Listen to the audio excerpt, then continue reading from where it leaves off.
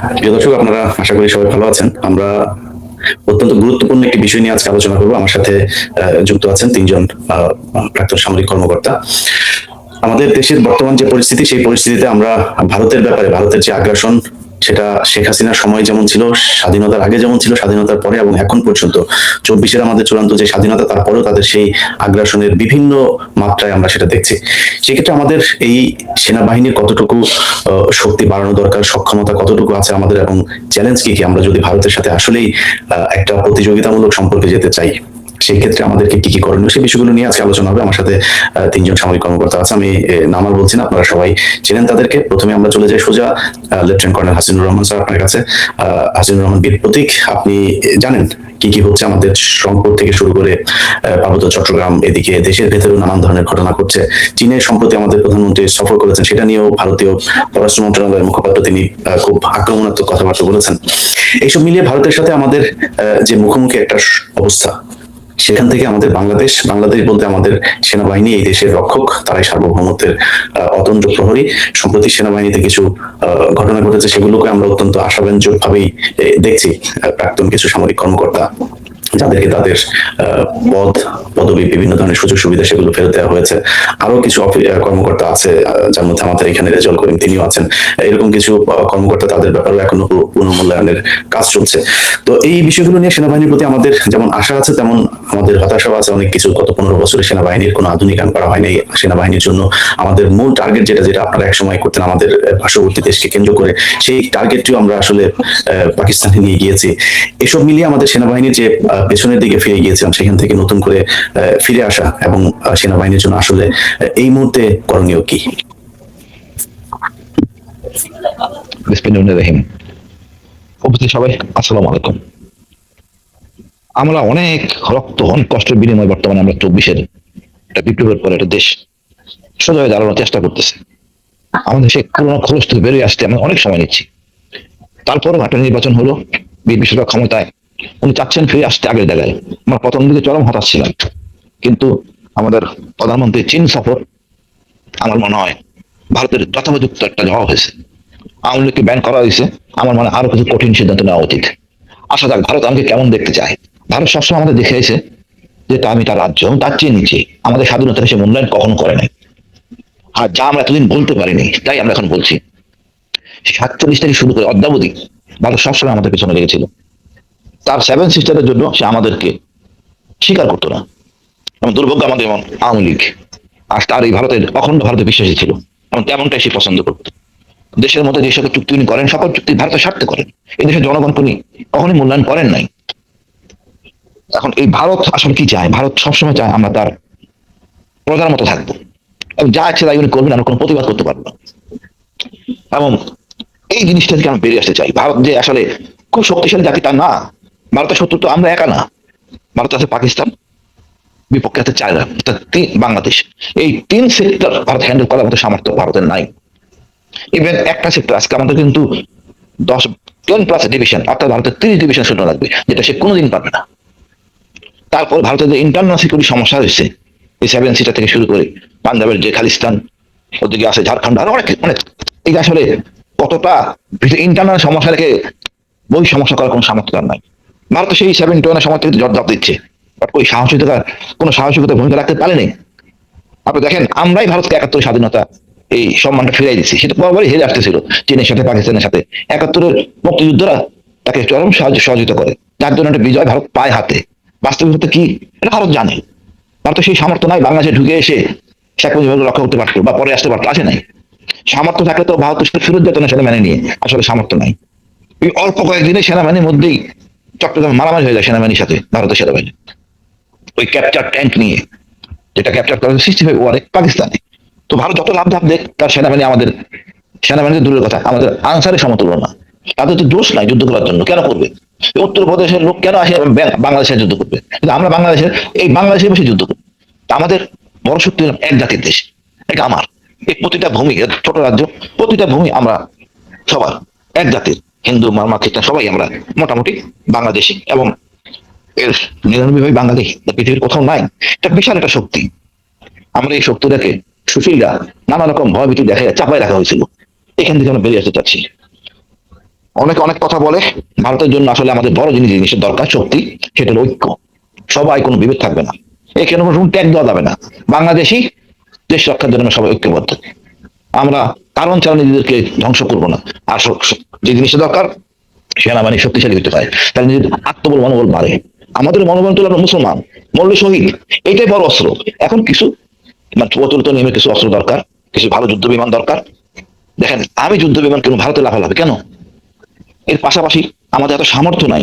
সামর্থ্য যখন নাই আমাদের, তাহলে আমরা যুদ্ধ ট্রিটি করবো তার সাথে, চীনের সাথে, পাকিস্তানের সাথে, টার্কির সাথে, সৌদি আরবের সাথে, দরকার হলে ইরানের সাথে, যাতে ভারত আমাদের চোখ তুলে তাকাতে না পারে, কোনো হুমকি দিতে না পারে, সেই দিন শেষ।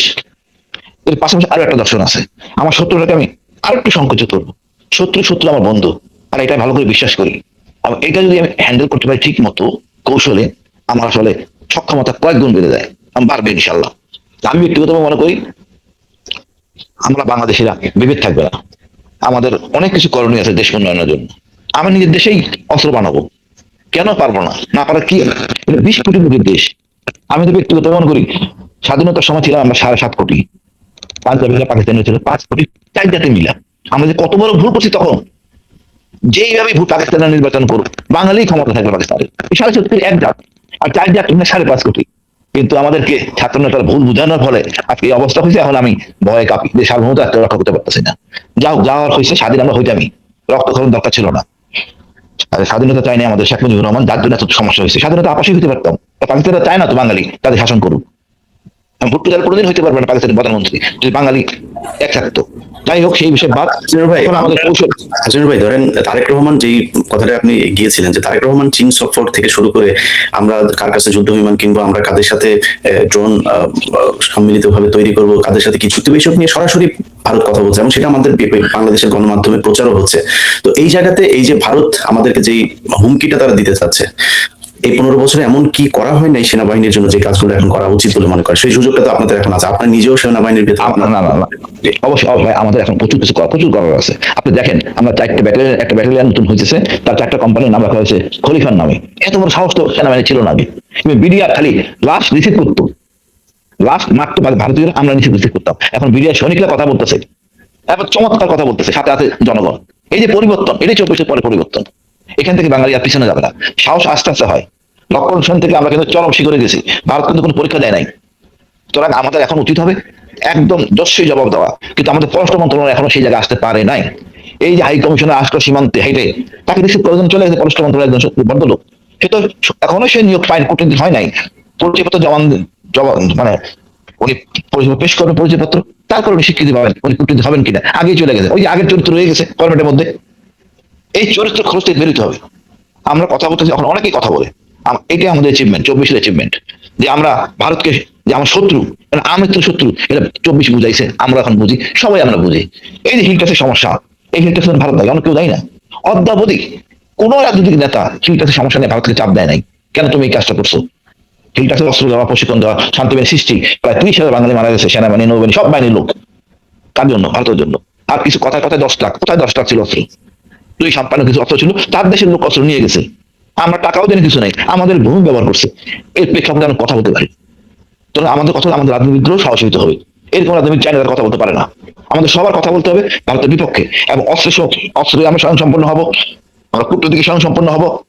আমরা সামরিক শক্তিতে আপনার সার্বভৌম রক্ষা করার জন্য আমি চুক্তি করব, সেই চুক্তি পরমাণু চুক্তি হবে পাকিস্তানের সাথে, চীনের সাথে।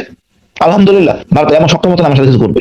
আর গোয়েন্দাদের কাজ হবে শত্রুকে খুঁজে বের করা, এবং তাদের সাথে একটা সম্পর্ক রাখা, যেন যুদ্ধ হলে তারা আমাদের সর্বাত্মক সহযোগিতা করতে পারি, তারাও যেন আমাদের করতে পারে। তাতে আমার অনেক খরচ কমে যাবে, এবং সাহসের যেটা 71 সালে হয়েছে সেটাই রিপিট হবে যদি আগামী যুদ্ধ ভারতের সাথে কখনো হয়। অর্থাৎ আমরা যে কাজটা করে দিতে ভারতের, সেই কাজটা তারা আমাদের করে দিবে যদি আগামীতে কিছু হয়। আমি চাই না এই ধরনের অনৈতিক চর্চা করা, বাট ভারত যদি বাধ্য করে আমি সবটাই করবো, কোনো ছাড় দিব না। এখন আমরা আসলে 54 বছরে আমরা ভালো নেতাও পাইনি চৈত্রিয়া ছাড়া। এখন সময় হয়েছে নতুন নতুন নেতা সৃষ্টি হবে, নতুন নতুন দর্শন সৃষ্টি হবে, সেনাবাহিনী ঘুরে দাঁড়াবে, এবং সত্য যদি চিহ্নিত, আমরা সকল পরিকল্পনা আগে থেকে করে রাখবো ইনশাল্লাহ। আমি ভয় পাওয়ার বিশ্বাসী না। এখন আমাদের হলে ঐক্যবদ্ধ থাকতে হবে। ছোট ছোট সমস্যা মায়ানমারের সাথে আছে, এটা খুব বেশি সমস্যা না। আমি মনে হয় একটু সাহসী ভূমিকা নিয়ে এটা সমাধান করা সম্ভব। তবে আমাদের বন্ধু হইতে অকৃত্রিম বন্ধু হবে চীন এবং পাকিস্তান। যে ভুলটা হয়ে গেছে পাকিস্তানের সাথে মিথ্যা ন্যারেটিভে, সেখান থেকে উঠে আসতে হবে, এবং সকল সম্পর্ক পাকিস্তানের সাথে করতে হবে, যাতে আর কোনো ভেদাভেদ কিছু নাই। এটা নিয়ে আমাদের সবারই কাজ করতে হবে, ইনশাল্লাহ আমরা কাজ করবো। অশেষ ধন্যবাদ ভাই, আসসালামু আলাইকুম। জি, লেফটেন্যান্ট কর্নেল ফেরদৌস, যেটা শেষ করলেন হাসিনুর ভাই, যে আমাদের সম্পর্ক হতে হবে চীন পাকিস্তান, সেই সাথে আমি মনে করি যুক্তরাষ্ট্রের সাথে ব্যালেন্স তো অবশ্যই থাকবে, টার্কির সাথে আমাদের একটা ভালো সম্পর্ক থাকবে। তো আমাদের এটা মাথায় রাখতে হবে যে পৃথিবীতে আমাদের একমাত্র শত্রু হচ্ছে ভারত। তো সেই জায়গায় দাঁড়িয়ে আপনি নিশ্চয়ই সোশ্যাল মিডিয়াতে আমাদের, এমনকি বাংলাদেশের ভেতরে থেকে অনেকে সরাসরি এখনো সেই একই ধরনের জুজুর ভয় দেখান, এমনকি গণমাধ্যমে এটা করার চেষ্টা করা হয় যে পাকিস্তানের সাথে কোনো কিছু একটা হইলেই বিশাল আকারে, অথচ তাদের যেটা বললেন যে একজন কূটনীতিক রাষ্ট্রদূত, তিনি রাষ্ট্রদূত হওয়ার আগে তার মানে এই অ্যাপয়েন্টমেন্ট পাওয়ার পরে আগেই তারে রিসিভ করার জন্য আমাদের পররাষ্ট্র মন্ত্রণালয়ে যায়। অথচ পাকিস্তান থেকে আমরা এই তত্ত্বাবধায়ক মানে ইউনূস সরকারের সময় দেখেছি যে, আমি ঠিক মনে নেই কত বছর পরে যেন করাচি থেকে প্রথম জাহাজ আসে বাংলাদেশে, সেটা নিয়ে বিশাল নিউজ, মানে বিশাল, মানে ওটার ভিতরে মনে হয় তালেবান সব অস্ত্র নিয়ে বাংলাদেশে চলে আসে, এরকম একটা হাইপ তৈরি করা হয়েছিল। তো এই জায়গাগুলোতে আপনার কি মনে হয় আমাদের ভারতের সাথে এই যে অবস্থা চলছে, এটার জন্য বাংলাদেশ সেনাবাহিনীর বিশেষ করে কি কি করা দরকার? ধন্যবাদ ইরাজ ভাই, আপনাকে আপনার মাধ্যমে আপনার সকল দর্শকের জন্য সালাম এবং শুভেচ্ছা। আজকে একটা খুব গুরুত্বপূর্ণ দিন আমি মনে করি, কারণ আমার খুব তিনটা প্রিয় ব্যক্তিত্বের সাথে আমি আজকে শুতে। প্রথমত আপনি, এবং আপনার মাধ্যমে আমি মেজর ডালিমকে সরাসরি দেখেছি, যিনি, আমি বলবো যেটা, যে মেজর ডালিমকে বাংলাদেশ সেনাবাহিনীর অনেকে খুব শ্রদ্ধার চোখে দেখে বা খুব ভালোবাসার চোখে দেখে, অন্তত আমি দেখি। এটা আমাদের স্বপ্ন পুরুষ ছিল। সুতরাং এটা আপনি দেখিয়েছেন, এবং আজকে আপনার সাথে প্রথম শোতে আসা, আমি নিজেকে সৌভাগ্যবান মনে করছি। দ্বিতীয় ব্যক্তিটি হচ্ছেন এখানে ব্রিগেডিয়ার হাসিন বীর প্রতীক আছেন। ব্রিগেডিয়ার হাসিন বীর প্রতীক, উনি আমাদের সেনাবাহিনীর জন্য অবশ্যই একজন অত্যন্ত সাহসী এবং অনেক অ্যাচিভমেন্ট ওনার আছে। একই সাথে আমরা যখন একেবারে কনিষ্ঠ অফিসার, লেফটেন্যান্ট, সেকেন্ড লেফটেন্যান্ট, সেই সময় তখন থেকে আমরা ব্রিগেডিয়ার হাসিনকে, অর্থাৎ তখন উনি মেজর ছিলেন, ওনাকে আমরা আমাদের স্বপ্নের সাহসী একজন অফিসার হিসেবে আমরা দেখতাম। আর তৃতীয় যে ব্যক্তি আমাদের সাথে আছেন মেজর রেজা, উনি আর আমি একসাথে চাকরি করার সৌভাগ্য হয়েছে দুবার। একবার স্কুল অফ ইনফ্যান্ট্রি অ্যান্ড ট্যাকটিক্সে ওনার একটা প্রশিক্ষণ কোর্সে, সেখানে আমি ইনচার্জ ছিলাম প্রশিক্ষণের, অস্ত্র প্রশিক্ষণে। দ্বিতীয়ত জাতিসংঘ মিশনে আফ্রিকা লাইবেরিয়াতে আমরা একসাথে কাজ করেছি। তো তিনজন অত্যন্ত প্রিয় মানুষের সাথে থাকার জন্য আমি নিজেকে সৌভাগ্যবান মনে করি। যাই হোক, আমরা টপিকে আছি। টপিকটা শুরু করার আগে আমি ফার্স্টে এটা বলবো যে বাংলাদেশ সেনাবাহিনী এমন একটা বাহিনী যেটা নিজে যুদ্ধ করে একটা দেশ স্বাধীন করে সে সেনাবাহিনী হয়েছে। এটা আপনাকে আগে ধরে নিতে হবে, আমার স্ট্রেংথ কি, আমার ঘরে আমার কি জিনিসটা আছে, এটা আমাকে বুঝতে হবে। তো বাংলাদেশ সেনাবাহিনী এমন একটা বাহিনী, 1971-এ 5টা ব্যাটালিয়ন বিদ্রোহ করে, জিয়া রহমান উই রিভোল্ট বলেন, আমরা যুদ্ধ শুরু করি, এবং তারপরে আমরা একটা অর্গানাইজড আর্মি তৈরি করি।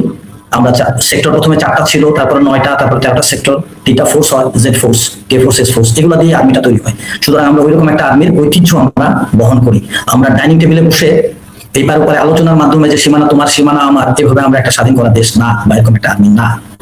সুতরাং এইটা হচ্ছে প্রথম কথাটা। আমি ইন্ডিয়ার ব্যাপারে, আমি ভারতে বলবো না, because I like choose this word India. ইন্ডিয়ার ব্যাপারে আমি বলবো যে ইন্ডিয়া আমাদের সাথে কখনো বন্ধু ছিল না।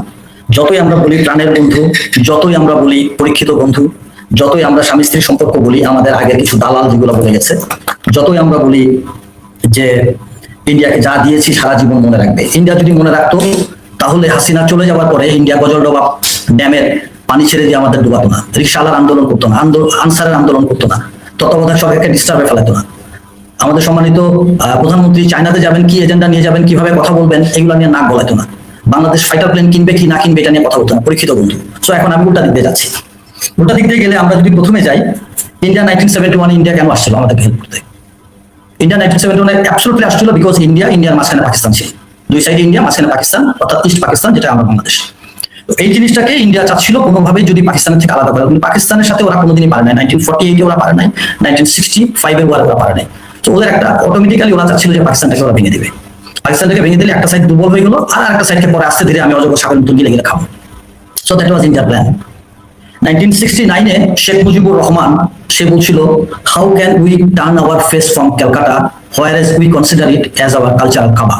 ইন্ডিয়া আমাদেরকে, মানে সোজা কথা, ইন্ডিয়ার একটা আগ্রাসী একটা মনোভাব ছিল আমাদের উপরে। সেটা ইন্ডিয়া ফার্স্টে শুরু করছিল কালচারাল ডক্ট্রিনেশন দিয়ে। কালচারাল ডক্ট্রিনেশনের ফার্স্ট কথাটা ছিল শেখ মুজিবুর রহমানের ওই যে কালচারাল কাবা ক্যালকাটাকে বানিয়েছিল। এরপরে ইন্ডিয়া সিকুয়েন্সিয়ালি ইন্ডিয়া মুক্তিযুদ্ধের চেতনা ঢুকাই দিল। ভাষা এবং সাহিত্যের তথাকথিত ঐতিহ্য, অর্থাৎ এই পারের বই, লেখার বই, এই পারের সিনেমা, এই পারের আলোচনা, সবকিছু হচ্ছে ক্রস। এপার বাংলা ওপার বাংলা ল্যাঙ্গুয়েজটা ইন্ডিয়া চালু করে দিল। গণমাধ্যম এবং বিনোদন দিয়ে আমাদের ব্রেন ওয়াশ করলো। রবীন্দ্রিক একটা কালচার ঢুকানোর ইন্ডিয়া চেষ্টা করলো বাংলাদেশে। এবং সেটা হচ্ছে আরেকটা হচ্ছে যে Indian council for cultural relation, যেটার মাধ্যমে ইন্ডিয়া বাংলাদেশের সাথে কালচারাল এক্সচেঞ্জ করার একটা। সিমিলার ওয়েতে ইন্ডিয়া চলে গেল হচ্ছে তার ডিপ্লোম্যাটিক কিছু ইয়াতে, যেটা আমরা এগুলো নিয়ে আমরা এত বড় জিনিস যেগুলো নিয়ে আমরা যদি কথা বলতে চাই তাহলে অনেক ইয়ে হবে। প্রতিটা জায়গায় ইন্ডিয়া বাংলাদেশকে সাবজুগেট করার চেষ্টা করছে। ডিপ্লোম্যাটিক্যালি যাই আমরা, ইকোনমিক্যালি যদি যাই সেখানে আমরা বাণিজ্য বৈষম্য, অ্যান্টি ডাম্পিং শুল্ক, তারপরে নেপাল ভুটানে আমরা পণ্য পাঠাতে পারবো না, সুতা তুলা ইন্ডিয়া থেকে নিতে হবে, স্থলবন্দর নিয়ে প্রবলেম, এরপর চায়না ফ্যাক্টর, চীনের সাথে আমাদের সম্পর্ক কেমন হবে, তিস্তা ব্যারাজ নিয়ে কি হবে না হবে, সব জায়গায় ইন্ডিয়া তার প্রেসক্রিপশন দেওয়া। দেন আমরা যদি যাই আমাদের পানি সমস্যা, তাহলে 53টা হচ্ছে আমাদের ট্রান্সবর্ডার রিভার আছে, সেখানে যে ইন্ডিয়া 1975 ফার্স্ট আগ্রাসন শুরু করলো ফারাক্কা ড্যাম দিয়ে, তিস্তা ব্যারাজ আমরা করতে পারবো না, গজলডোবা ড্যাম দিয়ে আমাদেরকে ডুবাই দিল, টিপাই মুখ ড্যাম দিয়ে আপনার হচ্ছে, এবং হাইড্রোলজিক্যাল বিভিন্ন ক্রাইসিস ইন্ডিয়া বাংলাদেশের সাথে শুরু করছে। লাস্ট যেটা সেটা হচ্ছে ইন্ডিয়া বাংলাদেশের সাথে বর্তমান সরকার আসার পরে যে কুশিনের নাটকটা শুরু করলো। সেখানে ইন্ডিয়া বাংলাদেশে দেখা যাচ্ছে যে আমাদের মোটামুটি ভাবে বাংলাদেশের প্রতিটা জায়গায়, এই লাল লাল ম্যাপে আপনি দেখেন যে বাংলাদেশের প্রায় প্রতিটা ইঞ্চি থেকে, কুমিল্লা থেকে যদি শুরু করি অ্যান্টি ক্লকে যদি ঘুরে আসি একেবারে পঞ্চগড় দিনাজপুর হয়ে একেবারে সাতক্ষীরা পর্যন্ত প্রত্যেকটা জায়গায় ওরা কুশিনের ট্রাস্ট ট্রাই করছে। এন্ড দেন নেক্সট লাইন, সেখানে আপনি দেখেন ওরা ওদের দেশের ভিতরে ওরা সিলেক্টেড এমন ভাবে, ওরা কিন্তু বাঙালি না, বাংলাদেশি না, ইন্ডিয়ান লোকদেরকে বাংলাদেশে ঢুকানোর জন্য ওরা বিভিন্ন হোল্ডিং সেন্টারে নিয়ে আসে, সেখানে ওয়েটিং করার পরে যে জায়গাতে ওরা মানে কাতুকুতু দেওয়ার মতন যে জায়গাতে দুর্বল পাই ভাবে ওরা ঢুকায় দেয়। তো এই পুশিংটা দিয়ে ওরা কি করলো, বাংলাদেশটাকে ওরা আর ডিস্টার্ব করা শুরু করলো। মানে এটা জাস্ট বর্তমান সরকারের এন্ডুরেন্সটা টেস্ট করার জন্য ইন্ডিয়া এগুলো। লাস্টলি হচ্ছে একটা হিউ তুলে দিল যে আমাদের রংপুরের আপনার জায়গাটার নাম এই মুহূর্তে মনে করতে পারছি না, সেখানে একটা তথাকথিত রাম মন্দির, রামের একটা মূর্তি তৈরি করা, সেটা দিয়ে ইন্ডিয়া হচ্ছে আমাদের বাংলাদেশকে আর একটু ডিস্টার্ব করা এবং আমাদের যে কমিউনাল যে একটা হারমোনি আছে সেটা নষ্ট করে, পলাশবাড়িতে সেটা, গাইবান্ধার পলাশবাড়িতে এটা শুরু। এবং এখানে দেখেন সেখানে আবার আরেকটা গুজব ছড়ানো শুরু করলো যে ওখানে হচ্ছে ওই এলাকার লোক, ওইখানে আমরা হচ্ছে একটা ডেমোগ্রাফিক চেঞ্জ বলা হয় এটাকে, ডেমোগ্রাফিক চেঞ্জটা করার চেষ্টা করলো। একটু যদি পরের স্লাইডে যান তাহলে দেখবেন যে, পরের স্লাইডে প্লিজ, এখানে আপনি দেখবেন, এখানে আপনি দেখবেন যে বাংলাদেশের ওই জায়গাগুলো অর্থাৎ পঞ্চগড়, ঠাকুরগাঁও, নীলফামারী, জয়পুরহাট, লালমনিরহাট, কুড়িগ্রাম এবং গাইবান্ধা, কোথাও কিন্তু আমাদের ওরা আমাদের দেশি, ওরা আমাদের জাত ভাই, ওরা আমাদের দেশের অংশ, আমাদের দেশের নাগরিক, আমি সেই হিসেবে সম্মান দিয়ে বলছি, কোথাও কিন্তু তাদের পার্সেন্টেজ কিন্তু 15% না, তারা আমাদের এখানে মাইনরিটি, তারা আমাদের সম্মানের একটা, আমাদের ঐতিহ্যের একটা অংশ। বাট এমন ভাবে দিল যে হচ্ছে রংপুর এলাকাটা হচ্ছে হিন্দু, আমরা কমিউনিটি ওখানে এস্টাবলিশ করতেছি বা কমিউনিটি তৈরি করার চেষ্টা করা হচ্ছে, ওই রামের মূর্তিটাকে ডিস্টার্ব করা হচ্ছে, এই প্রতিটা ক্ষেত্রে ইন্ডিয়া বাংলাদেশটাকে ডিস্টার্ব। এন্ড দেন আরেকটা জিনিস শুরু করলো ইন্ডিয়া, যে ইন্ডিয়া আমাদের বাংলাদেশের এই রংপুর এবং এই এলাকাটা ইন্ডিয়া দখল করে নিবে, দখল করে তাদের 7 সিস্টারটা ওয়াইডেন করবে। তো এই সবগুলো বিষয় দিয়ে ইন্ডিয়ার এই টোটাল জিনিসটা হচ্ছে ইন্ডিয়া বাংলাদেশের এন্ডুরেন্স চেক করতেছে। এন্ডুরেন্স চেকের যে জিনিসটা, যেটা একেবারেই রিমোট, আমি আগে বলেছিলাম যে বাংলাদেশ এমন একটা বাহিনী, বাংলাদেশ সেনাবাহিনী এমন একটা সেনাবাহিনী যেটা যুদ্ধ করে তৈরি করা একটা সেনাবাহিনী, এই সেনাবাহিনীর সাথে ফাইট করার মতন বা এই সেনাবাহিনীর সাথে লড়াই করার মতন সেনাবাহিনী ইন্ডিয়া না। ইন্ডিয়ান সেনাবাহিনীতে এখনো অফিসার বনাম সোলজারে ক্রসফায়ার হয়, ওখানে ওদের গোলাগুলি হয়। ইন্ডিয়ান সেনাবাহিনীতে বলতে লজ্জা লাগে, বাট এখনো অফিসারের ওয়াইফকে সোলজাররা টেনে নিয়ে চলে আসে।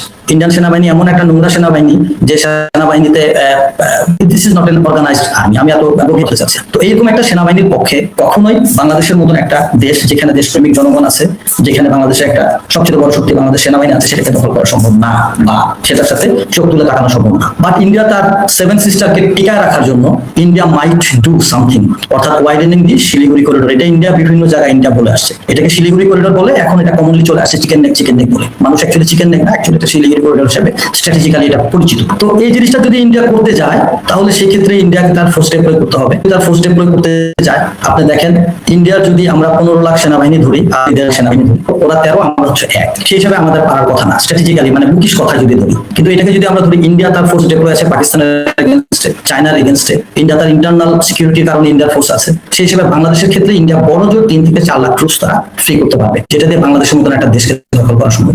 ইন্ডিয়া রিসেন্টলি শিলিগুড়ি করিডোরকে স্ট্রেংথ করার জন্য, আমরা যেন কোনো কাউন্টার প্রোডাক্টিভ কিছু না করি, এই জন্য ইন্ডিয়া তার শিলিগুড়ি করিডোর এলাকাতে 3টা নতুন মিলিটারি বেস তৈরি করছে। সেই মিলিটারি বেসগুলা আপনার আমাদের একটা হচ্ছে চোপড়াতে, যেটা ওয়েস্ট বেঙ্গলে, একটা হচ্ছে বামুনিতে, যেটা হচ্ছে আসামে, আর একটা হচ্ছে বিহারে, যেটা হচ্ছে কিষানগঞ্জ। এটা টোটাল ইয়েটা হচ্ছে যে বাংলাদেশকে একটা চাপের মধ্যে রাখা, এবং বাংলাদেশ যেন কোনোভাবে চায়নার সাথে যে বা অন্য কোনোভাবে যেন বাংলাদেশ শিলিগুড়ি করিডোরটাকে যেন কেটে দিতে না পারে। মূল মুদ্রা কথাটা হচ্ছে এখানে একটা, আপনাকে আমি একটু পিছনে নিয়ে যাবো, আপনি যদি 12 নম্বর স্লাইডে যান একটু কাইন্ডলি কাইন্ডলি 12 নম্বর স্লাইডটাতে আপনি একটু দেখবেন যে ইন্ডিয়ার 1599 কিলোমিটার ট্রাভেল করা লাগে যদি শিলিগুড়ি করিডোর দিয়ে যায়। আর ইন্ডিয়া যদি ঢাকার ভিতর দিয়ে যদি যায় তাহলে সেই ক্ষেত্রে ইন্ডিয়ান রেলওয়ের এটা একটা প্ল্যান। এরপরের স্লাইডটা কাইন্ডলি ভাই, ইন্ডিয়া যদি বাংলাদেশের ভিতর দিয়ে হাসিনার আমলে যে ট্রানজিটের যে প্ল্যানটা ছিল সেটা যদি করে তাহলে ইন্ডিয়া বাংলাদেশের ভিতর দিয়ে গেলে মাত্র ইন্ডিয়া লাগবে হচ্ছে 495 কিলোমিটার। তো 495 কিলোমিটার ভালো না 1590 কিলোমিটার ভালো? ডেফিনেটলি ইন্ডিয়া এই জিনিসটা চয়েস করবে। বাংলাদেশ যেহেতু এই জিনিসটাতে ইন্ডিয়ার সাথে বর্তমান সরকার এবং তত্ত্বাবধায়ক সরকার আগে যেটা ছিল ইন্টারিম গভর্নমেন্ট, তারা যেহেতু এটাতে অনেকগুলো হাসিনার চুক্তিগুলো ক্যান্সেল করে দিচ্ছে, সুতরাং ইন্ডিয়া চাবে যে ইন্ডিয়ার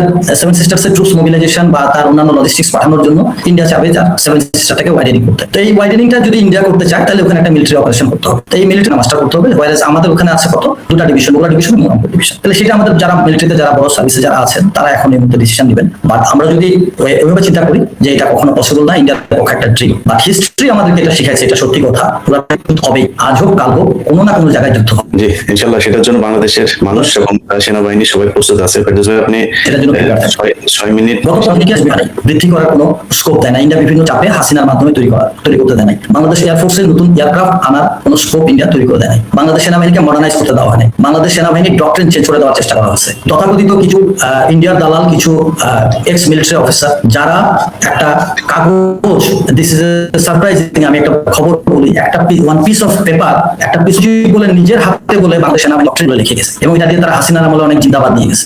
তো বাংলাদেশ সেনাবাহিনীকে মডার্নাইজ করতে হবে। মডার্নাইজ করতে গেলে যে জিনিসটা লাগবে সেটা হচ্ছে সব ইন্ডিয়া হেডট্রেড যে জিনিসটা, অর্থাৎ ওই হেড না, সে আমার নেইবারিং কান্ট্রি, ওইভাবে হেড না, বাট যে হেডটা তৈরি করতে হবে সেটা হলো যে আমার ইনভেশন আসতে পারে ইন্ডিয়া থেকে। তো সেই হিসেবে আমাকে প্রিপেয়ার রাখা এবং আমার দেশটাকে ওইভাবে, আমার সেনাবাহিনীকে ওইভাবে ট্রেনিং দিয়ে তৈরি করে রাখা। এই যে সাইকোলজিক্যাল যে ইম্প্যাক্ট আমার ভিতরে পড়বে বা আমার সোলজারের ভিতরে পড়বে সেই জিনিসটা আগে তৈরি করা। প্রথমে যদি আপনি মেন্টালি যদি আপনি না তৈরি থাকেন, যেমন আগে ইন্ডিয়া কখনো আমার দেশ যুদ্ধ আসবে না, আমাদের দেশ দখল করবে না, এরকম কিছু কাব্যিক কথা আগে বলা হয়েছে, পরীক্ষিত বন্ধু বলা হয়েছে। এই জিনিসগুলো দিয়ে আমাদের মনটাকে অন্যভাবে ডাইভার্ট করে দেওয়া হয়েছে। ইন্ডিয়ান দালাল অনেক তৈরি করা হয়েছে। বাংলাদেশ সেনাবাহিনীতে সবার আগে যেটা তৈরি করতে হবে সেটা ডক্ট্রিনাল চেঞ্জটা করতে হবে। আপনি আপনার বক্তব্যটাই করেন। দর্শক সহ এবং আমার সাথে উপস্থিত শ্রদ্ধেয় ব্যক্তিবর্গ যারা আছেন সবাইকে আসসালামু আলাইকুম। আমি একটা সহজ কথা দিয়ে একটা আমার বক্তব্যটা শুরু করি। আমরা প্রায় সময় একটা কথা শুনতে পাই, বিভিন্ন সময় যখন বলা হয়, এবং এটা আমি আওয়ামী লীগের সময় খুব বেশি শুনতাম, যে বাংলাদেশের নিরাপত্তা নিয়ে কেন এত উদ্বেগ, উৎকণ্ঠা কাজ করবে। ভারতের তরফ থেকে একটা কথা আসতো যে ইন্ডিয়া তো বাংলাদেশের নিরাপত্তার জন্য ইন্ডিয়াই আছে, বাংলাদেশ কোনো সমস্যা পড়লে তো ইন্ডিয়াই দেখবে। এই বিষয়টা, এই কথাটা মানে আমি বলবো যে আন্তর্জাতিক সম্পর্কের ক্ষেত্রে বা আন্তর্জাতিক যদি ইন্টারন্যাশনাল পলিটিক্সের কথা চিন্তা করা হয় বা একটা স্টেট শিপ মানে একটা রাষ্ট্র বা পলিটিক্যাল সায়েন্টিস্টরা আসলে এগুলো শুনলে হাসবে এবং এটা একটা এক ধরনের মকারি টাইপের স্টেটমেন্ট। আমি এটার কখনোই সম্ভব না যে একটা প্রতিবেশী রাষ্ট্র কখন আরেকটা প্রতিবেশী রাষ্ট্র তার নিরাপত্তা দিবে। হ্যাঁ, তবে সেক্ষেত্রে এখানে একটা বিষয় হচ্ছে কি যে এটা বন্ধুত্ব থাকতে পারে, কিন্তু নেইবারিং স্টেটের সাথে বিশেষ করে ওয়ান অফ দ্য ওয়ার্ল্ডের খুব নাম করা একজন পলিটিক্যাল সায়েন্টিস্ট আছে যার নাম হচ্ছে জন মিরশাইমার। যারা ইন্টারন্যাশনাল রিলেশনসে পড়াশোনা করতে সবাই তার নাম শুনে থাকবে। তো মিরশাইমারের একটা হচ্ছে কি যে কখনোই ওনার ফ্রেমওয়ার্ক অফ অফেন্সিভ রিয়েলিজম একটা থিওরি আছে ওনার, সেখানে উনি পরিষ্কার করে একটা কথা বলছেন যে কখনোই ইন্টারন্যাশনাল সিস্টেমে, এটা হচ্ছে একটা ইন্টারন্যাশনাল সিস্টেম হচ্ছে অ্যানার্কিক, একটা নৈরাজ্যপূর্ণ সিস্টেম। এই অ্যানার্কিক সিস্টেমে কখনোই একটা স্টেট আরেকটা স্টেটের বন্ধু হতে পারে না, বরং একটা স্টেটের জন্য আরেকটা স্টেট সবসময় অনিবার্য, মানে একদম ইনএভিটেবলি হচ্ছে সিকিউরিটি কম্পিটিশনে থাকে। সবসময় একটা নেইবারিং স্টেট আরেকটা নেইবারিং স্টেটের কাছে একটা সিকিউরিটি কম্পিটিশনের এক ধরনের ট্র্যাপে আবদ্ধ থাকে, যে চাইলেও কখন একটা নেইবারিং স্টেট, একটা প্রতিবেশী রাষ্ট্র একটা প্রতিবেশী রাষ্ট্র বন্ধু হতে পারে না, বরং তারা এই প্রতিবেশী রাষ্ট্র সবসময় চায় কিভাবে তার পাওয়ারটাকে বৃদ্ধি করতে পারবে। এবং এই স্ট্রাকচার এমন ভাবে তৈরি করা যে তারা এটা একটা unpredictable nature of global system, যেখানে সবসময় গ্রেট পাওয়ার গুলো চায় তার কন্টিনিউয়াসলি তার পাওয়ারটাকে ম্যাক্সিমাইজ করতে, এবং তারা সবসময় তারা এক ধরনের অ্যাগ্রেসিভ এক্সপানশনের দিকে যায়। সবসময় তারা অ্যাগ্রেসিভ এক্সপানশন করতে চায় কি জন্য? টু এনশিওর তার ওন সার্ভাইভাল অ্যান্ড সিকিউরিটি, নিজের অস্তিত্ব, নিজের সিকিউরিটি, নিজের নিরাপত্তার জন্য সবসময় তার এক্সপানশন দিতে যায়। তারপর আরো একটা কথা আছে যে স্টেটগুলো সবসময় সেলফ ইন্টারেস্টটা দেখবে, নিজের স্বার্থ দেখবে, কখনোই কোনো স্টেট নিজের স্বার্থের বাইরে যাবে না। এই জায়গায় কিন্তু ভারত এই জায়গায় ঠিক আছে, আপনি ইন্ডিয়াকে গালি দিতে পারেন, বাট একটা জায়গায় ইন্ডিয়াকে অ্যাপ্রিশিয়েট করতে হবে তার নিজের রাষ্ট্রের ক্ষেত্রে। সেটা কিরকম? ইন্ডিয়া কিন্তু নিজের ইন্টারেস্ট আসে নিজে দেখতেছে, বাংলাদেশ কিন্তু নিজের ইন্টারেস্ট নিজে দেখছে না। আপনি বাংলাদেশ যদি ইন্ডিয়ার জায়গায় হইতো তাহলে বাংলাদেশ কি খুশি হইতো যে তার পাওয়ার বাড়ানোর জন্য সে যা করছে সব ঠিক আছে, কিন্তু আমরা বাংলাদেশিরা কখনো এই জিনিসটা আমরা বুঝি না। আপনি খেয়াল করে দেখেন যে আমরা যদি ইন্ডিয়ার সাথে একটা স্বাধীন রাষ্ট্র হিসাবে আমরা যদি মাথা উঁচু করে দাঁড়িয়ে কথা বলতাম, তাহলে কিন্তু এই যে আজকে দেখেন গত 2-3 বছর 1.5 বছর আমাদের ভিসা বন্ধ ছিল। বাংলাদেশের প্রধানমন্ত্রী যখন চায়না গেল, চায়না ভিজিটের পরেই দেখেন আমাদের ভিসাটা খুলে দিল। তার মানে বিষয়টা কি দাঁড়ালো? একটা রাষ্ট্র যখন অন্য একটা রাষ্ট্রের সাথে সোজা হয়ে দাঁড়ায়, যখন সে বুঝিয়ে দেয় যে তুমি আমাকে কিছু দিলে আমি তোমাকে দেবো, if you don't give me I am not going to pay you, এই জিনিসটা যখন একটা রাষ্ট্র একটা প্রতিবেশী রাষ্ট্রকে বুঝাতে পারে, তখন কিন্তু তার পাওনাটা সে ঠিকই পায়। আরেকটা হচ্ছে যে একটা রাষ্ট্রের ক্ষেত্রে পাওয়ার শব্দটা, পাওয়ারটাকে আন্তর্জাতিক সম্পর্কের ক্ষেত্রে পাওয়ারের দুইটা টাইপ অফ পাওয়ার থাকে, একটা হচ্ছে হার্ড পাওয়ার, একটা হচ্ছে সফট পাওয়ার। এই যে কিছুক্ষণ আগে ফেরদৌস স্যার একটা কথা বলছিলেন যে যে বিষয়টা, যে ভারত যেভাবে বাংলাদেশের সাথে যে কাজগুলো করছে, এই ম্যাক্সিমাম জিনিসগুলো দেখেন ভারত কিন্তু হার্ড পাওয়ার অ্যাপ্লাই করছে না, ম্যাক্সিমাম বাংলাদেশের সাথে সফট পাওয়ার অ্যাপ্লাই করতেছে। বর্তমান বিশ্বে কিন্তু হার্ড পাওয়ারের চেয়ে সফট পাওয়ারের ইনফ্লুয়েন্স অনেক বেশি। আর বাংলাদেশের মতো রাষ্ট্রের জন্য আমি মনে করি সবচেয়ে বড় ঘাটতি এই জায়গাটাতে। বাংলাদেশ কখনো হার্ড পাওয়ারে, হ্যাঁ মিলিটারি বিশেষ করে আর্মির দিক থেকে বাংলাদেশ অনেকটা ভারতের সাথে পেরে উঠতে পারে, কিন্তু এয়ার সুপ্রিমেসিতে ভারতের ধারে কাছে দাঁড়াতে পারবে না। পাকিস্তানের যেটা আছে, আমাদের এয়ারফোর্স অনেক দুর্বল। বর্তমান ওয়ার্ল্ডে কিন্তু সবচেয়ে বেশি পাওয়ারফুল তারাই যাদের এয়ার সুপ্রিমেসিটা অনেক স্ট্রং। যে কারণে বাংলাদেশের প্রধানমন্ত্রী যখন চায়না যায় তখন দেখবেন ভারতের মারাত্মক একটা উদ্বেগ তৈরি হয়েছিল। কারণটা কি? কারণ ওই আপনার ফাইটিং জেটগুলো যদি বাংলাদেশে আনা হতো, এটা পুরো সাউথ এশিয়ার মধ্যে বাংলাদেশ একটা পাওয়ারফুল স্টেটে পরিণত হতে পারতো। বাংলাদেশ এয়ার সুপ্রিমেসিতে একটা অনন্য দৃষ্টান্ত স্থাপন করতে পারতো যদি এই চায়না থেকে এই এয়ারক্রাফটগুলো বাংলাদেশ আনতে পারতো। এবং যে কারণে এটা পুরো শুধু ভারত না, পুরো south Asia, south east Asia এই অঞ্চলটায় বাংলাদেশ একটা অনন্য উচ্চতায় চলে যেত। কারণ পুরো বিশ্ব, আপনি খেয়াল করে দেখেন, ইরান আমেরিকার সাথে ইসরায়েলের সাথে ফাইট করতে যে সম্পূর্ণ এয়ার সুপ্রিমেসিতে টিকে আছে তার ড্রোনের মাধ্যমে। কোথাও কিন্তু ল্যান্ড ওয়ারে ঠিক মানে ভালো অবস্থায় নাই।